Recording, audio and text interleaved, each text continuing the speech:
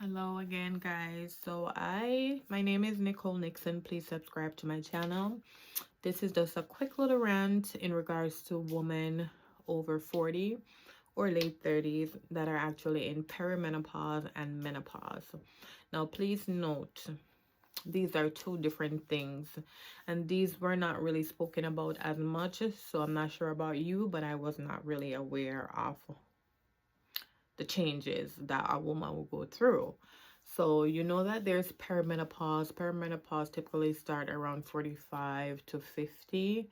Menopause is actually the day after your last period.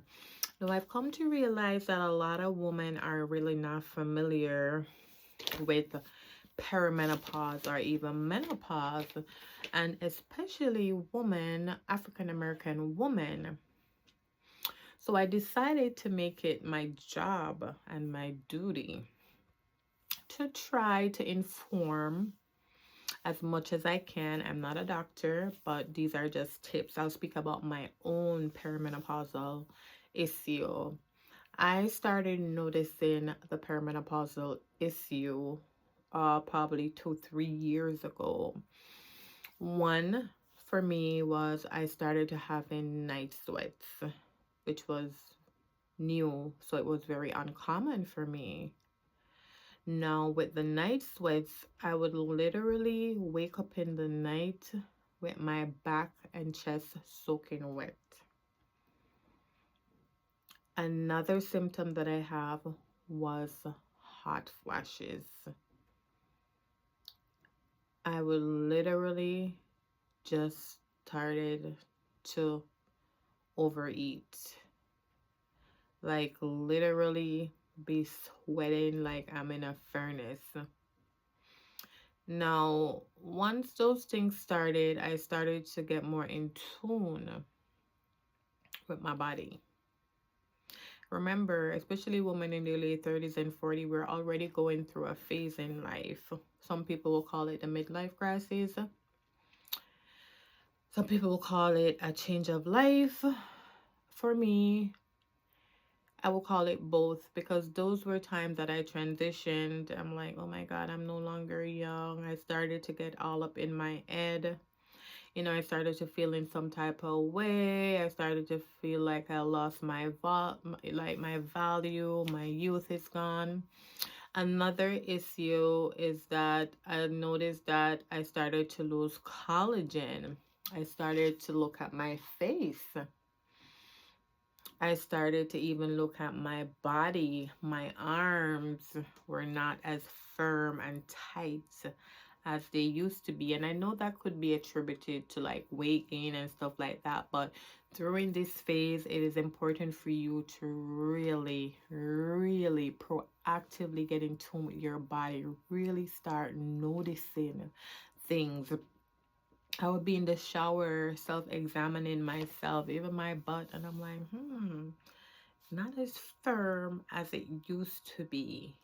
My arms would have little flabs, and I'm like, that's not typically something that I had an issue with. So I started to get more in tune with myself, and I started to make a journal in my phone. I started to do research. YouTube University was um, the top of the list for me, and I started to really do a deep dive into this perimenopause and menopause symptoms. Now, my mom did not educate me in terms of things that would happen to you in your later years of life, so I had to make it my duty to learn for myself. And this transition really allowed me to get more in tune with my body. Another issue that I had, in addition to the night sweats, in addition to the hot flashes, in addition to losing collagen where your skin starts to sag, I started to have brain fogs. So night sweats, hot flashes, losing collagen, brain fogs. In addition to that, my anxiety and depression was through the roof. Now, I normally suffer with depression, but it was times 10. So I would make notes in my phone. I would see my PCP. I would speak to my PCP about these issues. I would go in informed. I had blood work, and really there's no blood work that really can tell you if you're perimenopausal or menopausal. Please correct me if I'm wrong. But, you know, it is important to find a PCP or a doctor that can listen without judgment. And it is also important for you to go in to your appointments informed so that we can have a debate. My PCP and I, we could go back and forth, and they could see that I am actually educated in this area that I'm speaking about. So, you know, they can understand where I'm coming from. So one option for me was I started to exercise more because I learned that strength training is really important for ladies in their late 30s or early 40s going on up, because it's just important for our bones. Exercise on a whole is pretty much important. I started to get really in tune with my diet, sugars, alcohol, smoking.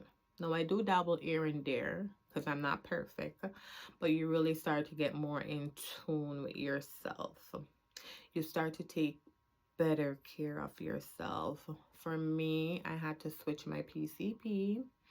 I had to find another PCP, and before I switched, I digress.